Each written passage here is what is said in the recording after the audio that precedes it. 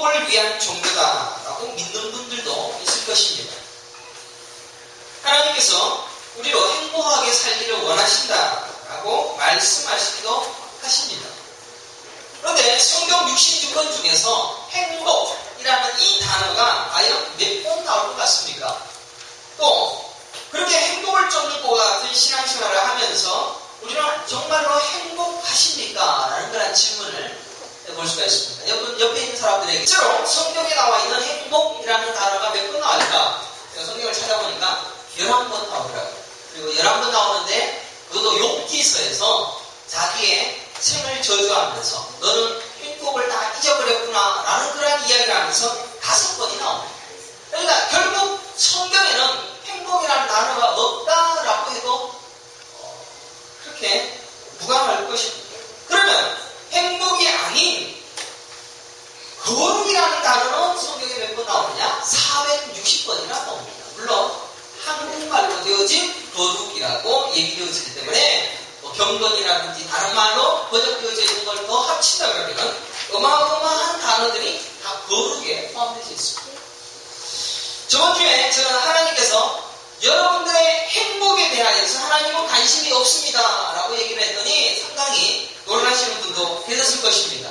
왜 하나님은 우리의 행복을 생각하지 않으실까? 그래서 저도 참 의심스럽습니다. 하나님이 여러분들을 행복하게 살기를 원하시지 않느냐라는 추측은 해봄직하지 않습니까? 그래서 기독교가 행복을 위한 종교다라고 생각할 수도 있을 것입니다. 그리고 이 세상의 모든 종교들도 항상 인간의 행복이 중요합니다. 또 이익을 창출해야 되는 기업들도 자기들은 항상 뭔 얘기를 하냐면은 여러분들의 행복을 위하여 우리는 기술 테크놀로지를 이렇게 발전시켜 나갑니다. 하면서 금성 뭐 이런 광고도 보면서 우리가 자랐을 것입니다. 우리는 항상 이 행복에 대한 것들에서 벗어나지 못하고 행복을 쫓아가는 삶을 살아가고 있다는 것입니다. 그래서 기독교도 자연스럽게 하나님 우리의 행복을 주실 수 있는 분이시고 행복하게 하시는 분이시다라고 생각을 하고 있다는 것입니다.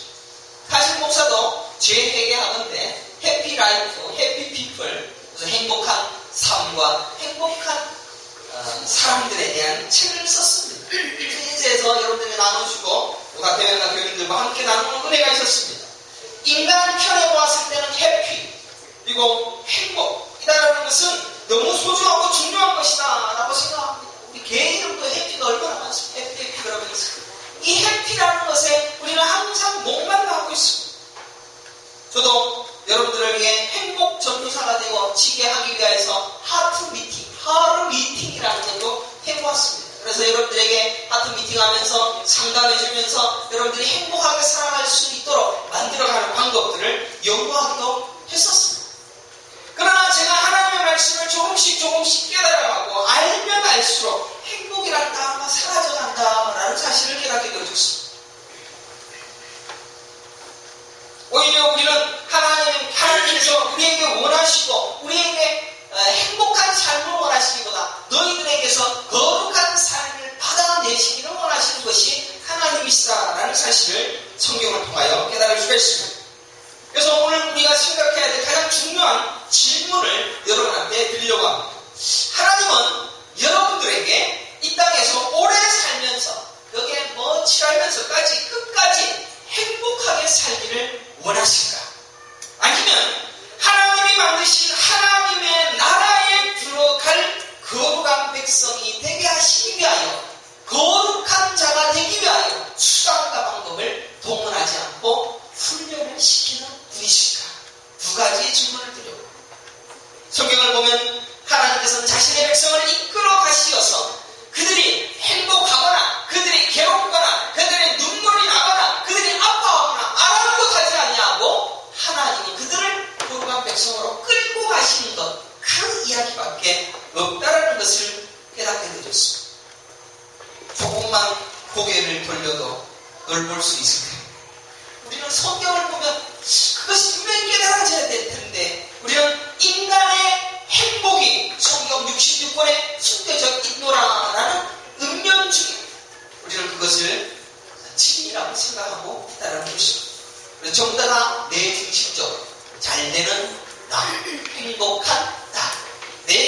중심으로 하나님 앞에 예배하고 또 섬기고 있다는 것입니다. 저는 오늘 행복이냐 거룩이냐 이 질문으로 설교를 시작하지만 설교 내내 거룩 이야기만 할 것입니다. 행복은 중요한 게 아니다 라는 것을 서론적으로 먼저 여러분들에게 말씀을 드리고 결국은 거룩에 대해서 말씀을 드리려고 합니다.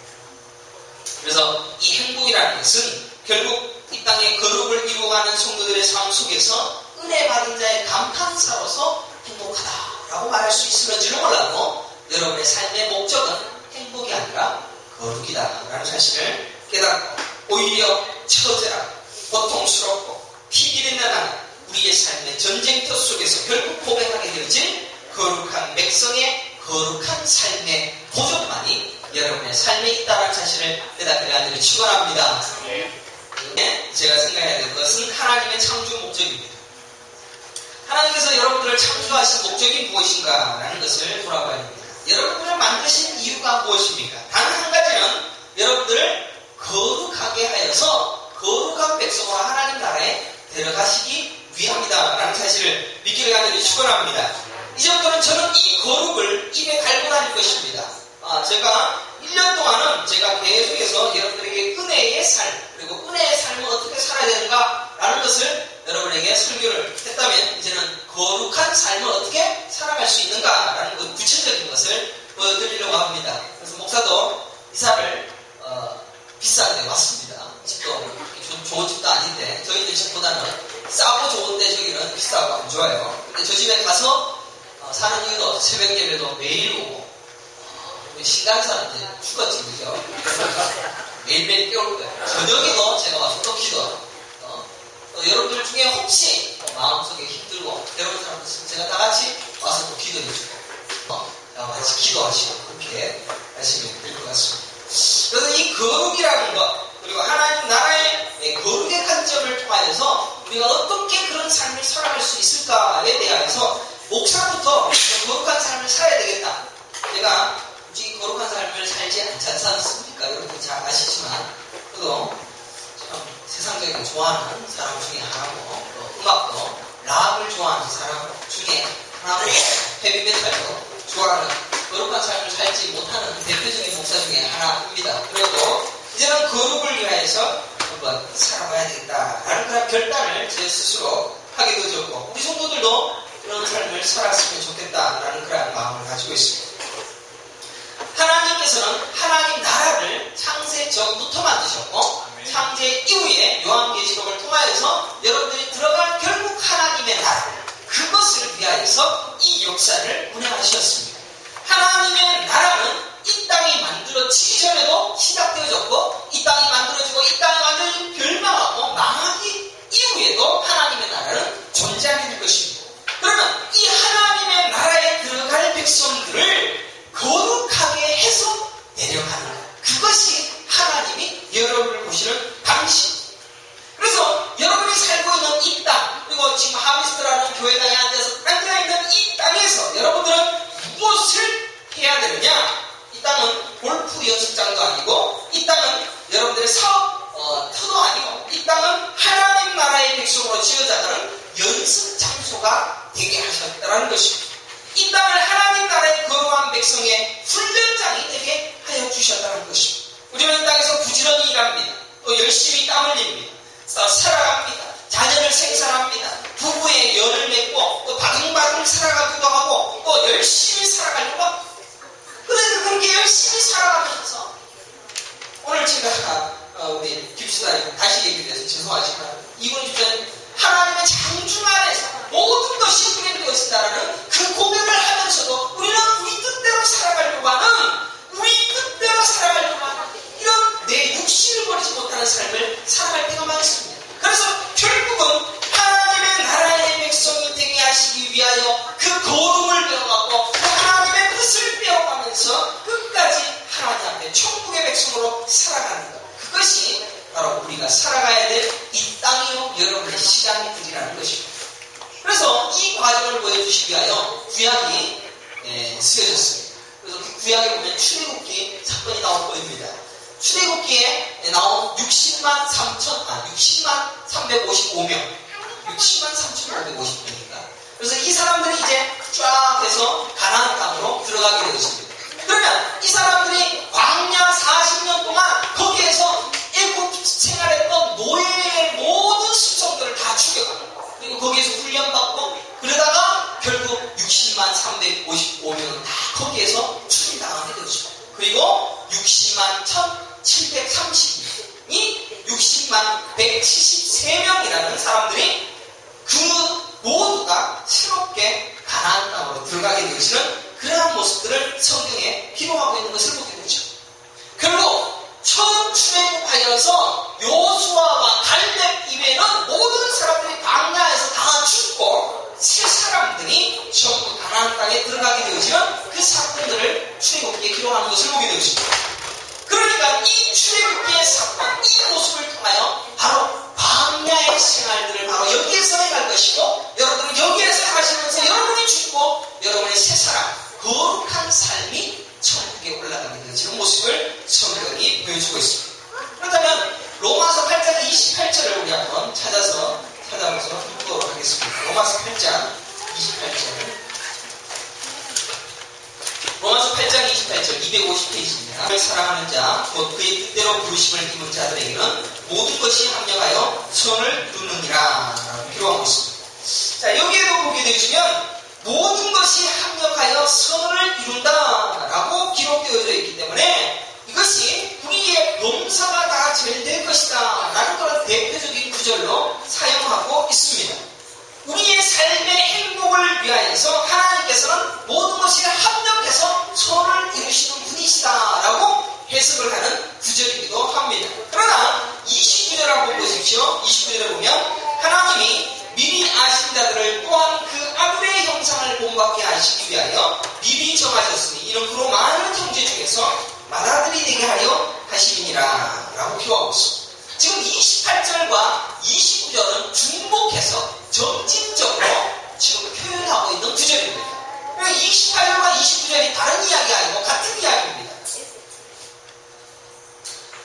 그래서 28절에 보면 우리가 알거니와 하나님을 사랑하는 자, 곧 그의 뜻대로 부르심을 입은 자, 선택받은 자를 소두에 얘기하고 있습니다. 29절에도 마찬가지로 하나님이 미리 아신 자, 선택받은 자라고 얘기해서 그들이 28절에는 모든 것이 합력하여 선을 이루고 29절에는 많은 형제 중에서 맏아들이 되게 하여 주시다. 그러니까 아들의 형상을 본받게 하시다. 거룩을 이루어가신다라는 그런 이야기를 하고 있다는 것입니다. 그리고 30절에 보면 이것을 다시 아울러서 설명을 하기를 또 미리 정하신 그들을 또한 부르신 그들을 또한 위롭다 하시고 위롭다 하신 그들을 또한 영화롭게 하셨느니라 라고 세 번을 연거푸 이야기하고 있는 구절이 28절, 29절, 30절. 그러면 이 말씀의 중요한 것이 첫 번째는 하나님의 선택된 자, 하나님이 부르신 자, 그들을 하나님께서는 거룩한 자로 인도하신다라는 말씀을 첫 번째로 살펴볼 수가 있고, 두 번째는 그들을 선을 이루게 하시고 또 의롭다 하시고 또 아들의 형상을 본받게 하여 주신다라는 의미로 결국 하나님의 선택된 자만을 하나님께서는 거룩한 자로 만들어간다라는 것을 28절, 29절, 30절 계속해서 엿이어서 이야기하고 있다라는 사실을 살펴볼 수가 있습니다. 그러면 이 구절을 통하여 우리가 알 수 있는 것은 반드시 하나님의 백성들, 구원받을 자들, 하나님께서 정하신 자들, 그들을 하나님께서는 거룩하게 하시어서 그들을 하나님의 백성으로 끌고 가시겠다라는 그 말씀을 하고 있다는 것입니다. 오늘 본문 한번 보십시오. 에베소서 1장 4절입니다. 곧 창세전에 그리스도 안에서 우리를 먼저 택하시고 우리로 사랑 안에서 그 앞에서 거룩하고 흠이 없게 하시도라고 기록.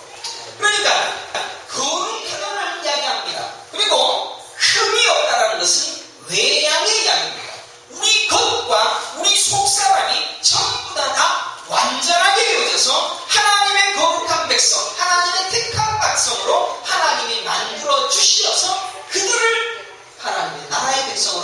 만들어주시다라는 것을 성경이 이야기하고 있습니다. 천국은 바로 그런 자들만이 갈 수 있다는 것입니다.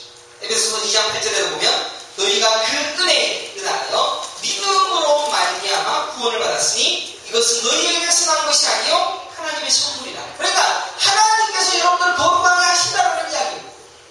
여러분들은 거룩할 수 없지만 하나님이 여러분들을 각각 거룩하게 해서 너희들을 데려가시겠다라고 말씀하십니다. 로마서 11장 5절에도 그런즉 이와 같이 지금도 은혜로 택하심을 따라 남은 자가 있느니라. 만일 은혜로 된 것이면 행위로 말미암지 않음이니 그렇지 않으면 은혜가 은혜되지 못하느니라. 그러니까 은혜가 은혜되게 하기 위하여서는 반드시 너희들이 행동으로 거룩하게 되는 것이 아니라 하나님이 거룩하게 해서 너희들을 천국에 데려가시겠다라는 이야기입니다.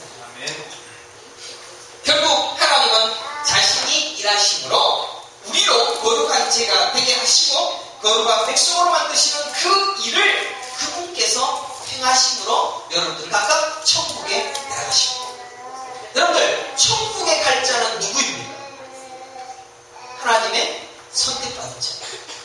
하나님이 선택하셔서 그들을 거룩하게 하셔서 그가 책임지고 데려가신다는 것입니다. 하나님은 하나님의 방법으로 여러분들을 각각 거룩한 자로 만들어서 하나님 나라의 백성으로 인정하시고 들어가게 하신다는 것입니다. 이것이 은혜고 이것이 우리의 힘이고 우리의 권세이고 능력이 되어진다는 것이죠. 자, 이렇게 설교가 끝이 나면 얼마나 좋겠습니까? 나는 선택받은 자. 그러면 나는 그냥 거룩한 자가 될 거야 라고 생각하시면 천국은 다른 당상을 하는 게 있습니다. 그러니까 사기쳐도 괜찮고 애를 집어가도 괜찮고 바로 차도 괜찮지. 이혼을 수십 번 하고 남편 아닌 다른 남자도 수십 명 만나서 즐겁게 살아. 아무 문제 없이 하나님이 거룩하게 하셨으니까 천국 갈 수 있다라고 얘기할 수가 있다는 것입니다. 그리고 실제로 여러분들 그런 죄를 지어도 천국 갈 수 있는 것은 확실합니다. 그러면 이제 여러분에게 질문을 해보겠습니다. 하나님의 거룩이 무엇이길래 우리가 행위해도 안 되고 우리가 어떠한 노력과 열심으로도 거룩이 되어지지 아니한다라면 여러분들은 과연 무엇을 해야 되느냐라고 질문을 해볼 수가 있을 것입니다. 예수님만 믿으면 되지 않겠습니까? 예수님이 나를 거룩하게 하실 거니까 예수님이 나를 천국 데려가실 것이니까 나 아무것도 안 해도 되지 않습니까? 라고 물을 수가 있을 것입니다. 사실 예수님이 나의 의가 되어주시고 나의 거룩이 되어주셔서 그의 나라의 백성이 되게 하는 것에는 조금도 보탤 것이 없는 완전한 하나님의 것을 여러분에게 채워주십니다. 그러면 막 살아도 되지 않는가? 죄 짓고 살아도 천국 갈 수 있지 않은가? 저렇게 설교 시간에 저렇게 문화 아니면 항상 목사가 되더라고요. 제가 야, 무슨 설교가 돼서 이렇게 지졌어요. 참 좋아요. 제가 인터넷에다가 글을 올렸더니 어떤 집사가 그런 글을 써놓은 것을 제가 보았습니다. 아무리 목사님이 보상하고 거룩한 삶을 살아라 라고 얘기를 해도 사람들은 여전히 자기 방식대로 살 것이고 그들도 천국 백성이 될 텐데 굳이 그렇게 할 필요가 있습니까? 라는 그런 질문을 저한테 메일로 보내는 것을 보았습니다.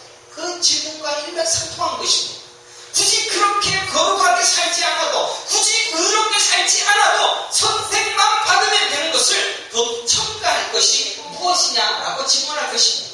그도 그럴 것이 선택도 하나님께서 하실 것이고 선택받지 않았는지도 모를 내 인생에게서 거룩이라는 또 하나의 율법을 뒤집어 씌워서 얼마나 피곤한 삶을 살게 하십니까? 라고 질문할 수도 있을 것입니다. 그러면 하나님은 율법이라는 것을 구약에서 우리에게 주셨습니다. 그래서 이 율법으로 여러분들에게 거룩한 삶을 살아갈 방법들을 이미 제시해 주셨습니다. 그러나 구약시대의 사람들은 그 율법을 다 못 지켰습니다. 한 명도 못 지켰습니다. 못 지키는 것이 당연했습니다. 그래서 하나님이 어떤 방법을 먼저 그들에게 주셨냐면 매년 그들에게 어린 양을 죽여서 그들에게 자기의 죄를 전가함으로 그 양의 죽음으로 자기의 죄가 죽게 되어져요.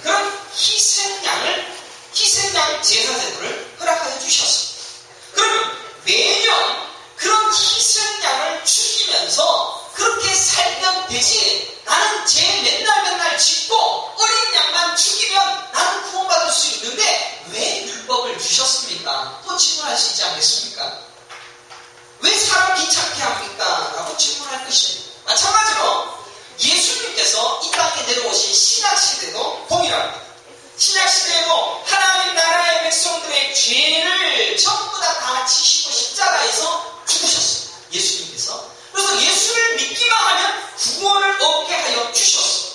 그래서 그가 우리의 의가 되고 그가 우리의 거룩이 되어 주셔서 그를 믿는 자마다 멸망치 않고 영생을 얻게 하신 일을 하셨어요.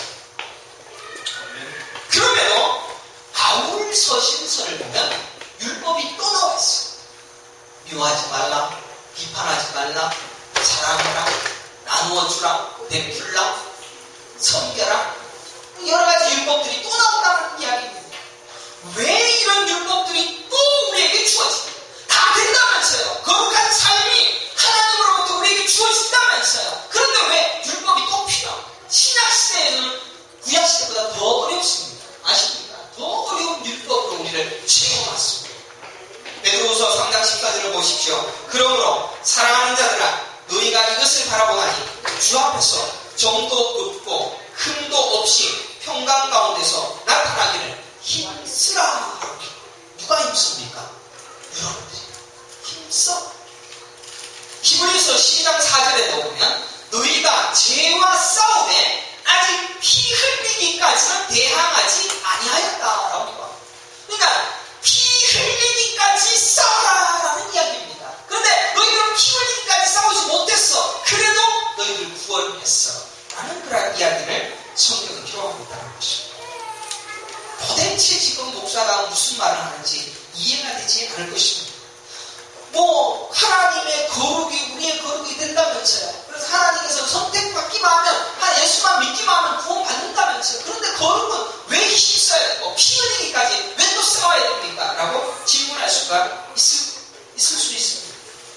그러면 성경은 거룩을 향한 노력을 계속해서도 요구하고 있다는 것입니다. 하나님이 다 해주셨습니다. 하나님이 여러분을 거룩하게 하셨습니다.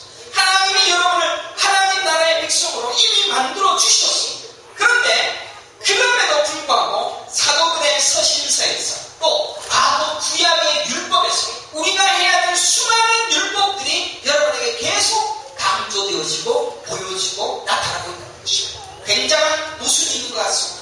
아무 보탤 것이 없다고 하면서도 뭘 하라고 자꾸 강조하고 있다는 것입니다. 예수 믿기가 왜 이렇게 어렵습니까? 라고 질문할 수도 있습니다.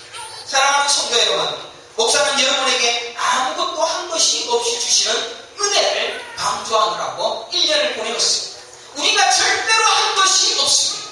여러분들이 한 것 하나도 없습니다. 여러분들이 상급 받으라고 바라고 했던 것들도 성령께서 하신 것입니다. 전부 다 성령이 하신 것이 여러분들의 행함도 율법 지킴도 행위도 오로지 예수의 피로만 되어진 구원에 대하여서 계속 어떤 수고도 헌신도 봉사도 도움이 될 것 없는 완벽한 하나님의 은혜다라는 사실을 계속 여러분들에게 설교했습니다. 그러면 여러분들 은혜를 아는 자 그리고 은혜로 인하여 구원을 받은 자 또 은혜를 체험한 자 또 은혜를 깨달아진 자가 어떻게 사는지를 이제부터 제가 여러분에게 말씀드리려고 합니다. 은혜를 준 자, 은혜를 깨달은 자. 그래서 1년 동안 여러분들이 그 설교를 듣고 진짜 은혜가 라고 깨달은 사람들은 그 은혜를 주신 자를 사랑하기 시작한다는 것입니다. 그런데 이 은혜를 깨닫지도 못하고 은혜가 뭔지도 아직도 모른다 그러면 그 은혜를 주신 자를 사랑할 필요도 없고 내가 선택받았는지도 깨닫지도 못할 것입니다. 그러나 이제는 은혜를 준 자를 대해서 깨닫게 되어지면 사랑하게 되어지고 죄에 대해서 깨달아지게 되어지고 말씀을 통하여서 또 지식을 통하여서 배우게 되어지고 알게 되어진 그것을 자꾸 내 삶에서 비추어 보게 되어지는 삶으로 나아가게 되어진다는 것입니다.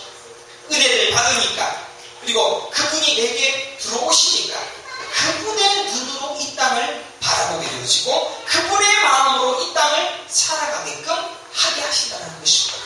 그 은혜를 베푸신 분에게 자연스럽게 기쁘고 거룩을 향하여서 몸을 풀기 시작한다는 것입니다.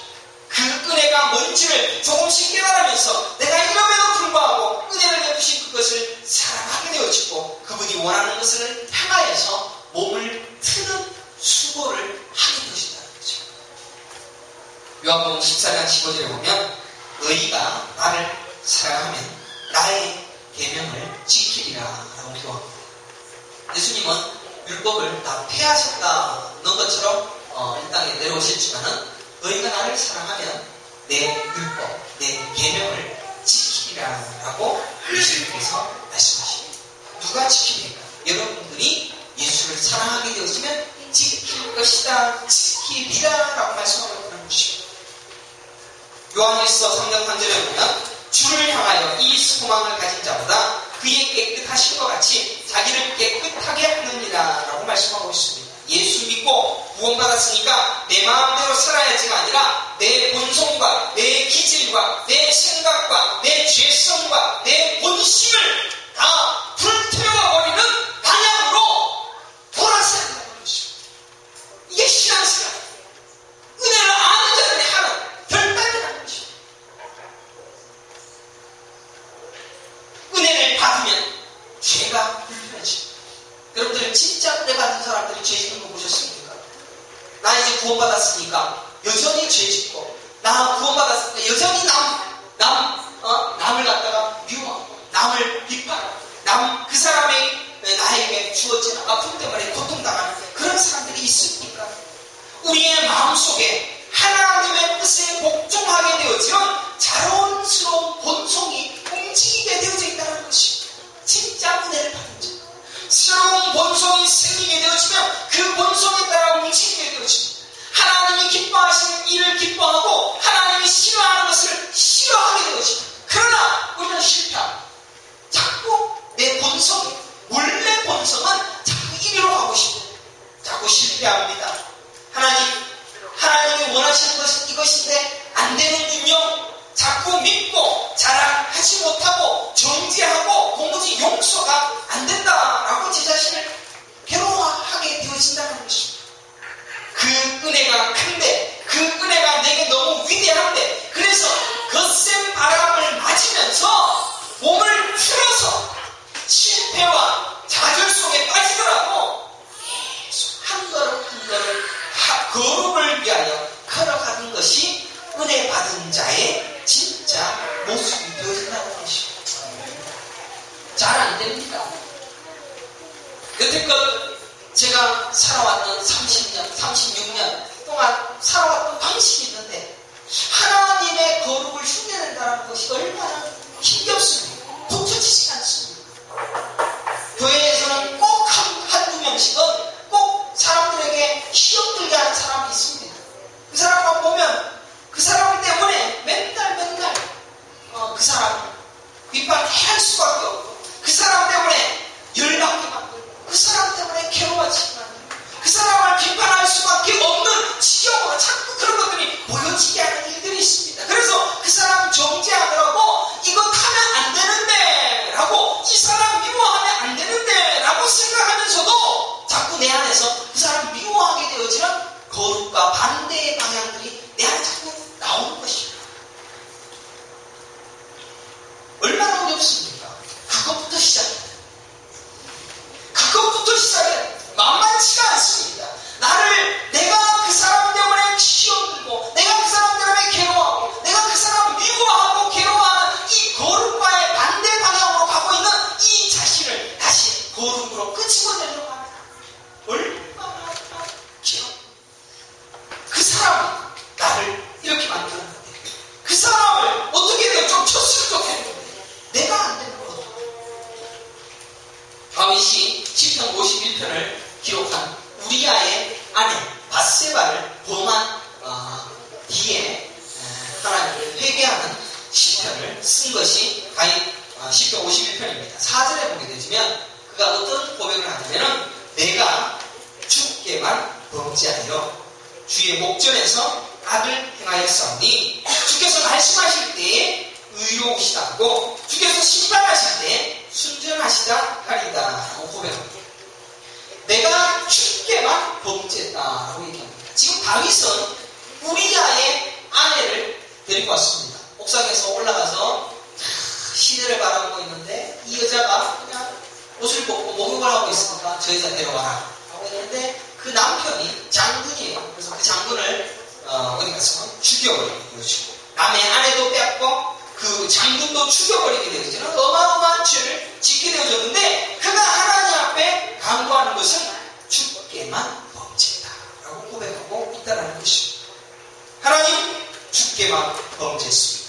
우리로 범죄케 한 그 사람이 밉습니다. 그 사람이 자꾸 나로 죄짓게 만들지만 그 사람에게 미안한 마음이 들기보다는 하나님께 죄송합니다. 주께만 내가 범죄했나이다 라고 고백하는 것이 거룩의 삶의 첫 번째 발걸음의 시작이라는 것입니다. 사실 우리는 남욕하고 남묘하는 거 그러면 인정상 그러면 되나? 사람이 그러면 쓰나? 윤리적인 모습으로 그렇게 하면 안 된다라고 얘기를 합니다. 그러나 진짜 거룩은 하나님 앞에서의 죄 용서가 터져나오고 하나님 앞에서의 거룩한 삶이 터져나오고 그것이 거룩의 삶의 첫 번째 발걸음이 되어진다는 것입니다. 이것은 너무너무 중요한 개념입니다. 이 개념을 여러분들 잘 숙지하시고 내가 주께만 범죄하여 그래서 하나님의 거룩을 내가 흉내내지 못한 것에 대하여 죄 용서를 하기 시작합니다. 그것이 거룩의 첫 발걸음이다라는 것입니다. 히브리서 10장 10절에 보면 저희는 잠시 자기 뜻대로 징계하였거니와 오직 하나님은 우리의 유익을 위하여 그의 거룩하심에 참여하게 하시느니라 라고 말씀하고 있습니다. 하나님을 향한 거룩 그것은 우리로 유익하게 하는 것입니다. 여러분의 삶을 유익되게 만든다는 것입니다. 디모데전서 4장 7절에 보면 망령되고 허탄한 신화를 버리고 경건에 이르도록 내 자신을 연단하라. 육체의 연단은 약간의 유익이 있으나 경건은 범사에 유익하니 금생과 내생에 약속이 있느니라 라고 기록하고 있습니다. 사랑하는 성도 여러분, 우리는 거룩을 위하여서 달려가야 됩니다. 그리고 거룩을 위한 훈련과 거룩을 위한 연습을 우리의 범사에 유익이 되어진다라는 그 관점을 통하여서 날마다 연습해야 됩니다. 그리고 내가 혹 거룩을 위하여 반대로 걸어갔을 때는 하나님께만 내가 범죄하였나이다 라고 하면 다시 돌아서야 된다는 것입니다. 여러분들은 지금 무엇을 위하여 살아요? 구원받은 것으로 감사하다라고 구원받은 것으로 찬양하고 영광 돌리고 그리고 내 삶을 살아갈 것입니다. 하나님은 여러분이 잘 살거나 못 살거나 신나거나 행복하거나 그런 것에 관심이 없습니다. 우리 성도들이 하나님 나라의 백성들이 얼마나 거룩한 삶을 살아가고 천국에 들어갈 수 있는 자로서 합당한 자가 되어질 때까지 하나님은 계속 징계를 하시고 히브리서 11장에 나오는 것입니다. 징계하시고 그래서 여러분들이 성경을 얼마나 했느냐, 목회를 얼마나 잘했느냐, 헌금을 얼마나 잘했느냐, 교회를 얼마나 잘 세웠느냐, 여러분의 수고와 노력과 봉사와 헌신 이런 거 다 중요한 게 아니에요. 얼마나 거룩한 삶을 살아가는데 합당하게 살아가고 있는가. 그거를 바라보고 있다는 것입니다. 에베소서 6장 13절 말씀해 보게 되시면 하나님의 전신갑주를 취하라라는 말씀이 있습니다. 그래서 이 전신갑주는 악한 날에 너희가 능히 대적하고 모든 일을 행한 후에 서기 위한 그리고 서서 진리로 너희 허리띠를 띠고 의의 호신경을 붙이고 평안의 복음이 준비한 것으로 신을 신고 모든 것 위에 믿음의 방패를 가지고 이로써 능히 악한 자의 모든 불화선을 소멸하고 구원의 투구와 성령의 검, 곧 하나님의 말씀을 가지라. 모든 기도와 간구를 하되 항상 성령 안에서 기도하고 이를 위하여 깨어 구하기를 항상 힘쓰며 여러 성도들 위하여 구하라. 지금 우리는 싸워야 해요. 전신갑주를 취하여서 마귀를 대적해서 싸워야 해요. 여러분들, 마귀가 수천 년 동안이나 어떻게 하면 우리 인간들을 하나님이 닮지 못하게 할까? 거룩에서 무너뜨리게 할까? 우리를 계속해서 연구했고 공격했던 자. 얼마나 강한 존재인지. 그래서 그 존재와 싸우는 것 결코 쉽지 않습니다. 우리의 본성 죽이는 것도 쉽지 않고 저 사람 미워하는 거 마음 고쳐먹기도 얼마나 쉽지 않고. 사랑하는 성도 여러분, 하나님께서는 여러분에게 이 모든 무기들을 다 주셨습니다. 과거 완료형으로 이미 주어진 공사형이 이 몸 가운데 다 쓰여졌습니다.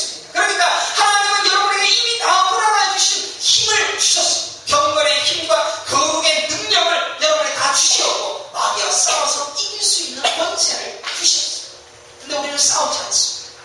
내 마음속에 일어나고 있는 거룩과 반대의 삶, 내 안에 있는 도박을 하기를 원하는 마음, 남의 것을 탐내는 마음, 남을 미워하는 마음, 욕심이 많이 생기는 마음, 남의 것을 빼앗아서라도 내 걸로 가지려고 하는 마음, 남을 미워하고 그 사람에게 뒷이야기를 나쁜 이야기를 하는 것들 내 안에서 가득 있습니다.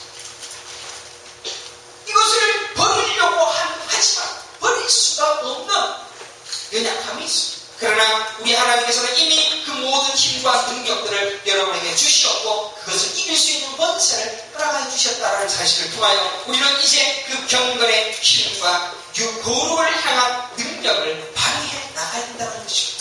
사랑하는 성도 여러분, 이제는 기도해야 됩니다. 또 성경도 보아야 됩니다. 말씀을 배워야 됩니다. 그대로 실천해야 됩니다. 목사가 목회도 크게 하고 교회를 많이 개척하고 교회 건물 좋게 만들려고 하는 것, 그런 거 이제 다 버렸습니다. 사실은 다 버렸어요. 그거 버리기 참 어렵더라고요. 솔직하게 말했어요. 제가 거룩한 삶을 살아가는 자로서 지어져 가기 위한 그 결단을 하고부터 이 세상에 소망이 없어졌어요. 오로지 하나님의 거룩한 자가 되어지는 그것만이 내게는 귀중한 소망이요 기쁨이 되어졌다는 것입니다. 이제 우리 성도들도 함께 그 길을 걸어가기를 소망합니다. 바로 그때 우리는 천국 백성으로서의 삶을 바로 지금 이 땅에서 살아갈 수 있는 자로 우리를 세워주실 것이다 하는 사실입니다. 이제 우리는 거룩한 자, 흠이 없고 정이 없는 자로서 거듭나야 될 그 연습의 세월들을 이제 여러분은 사셔야 할 것입니다.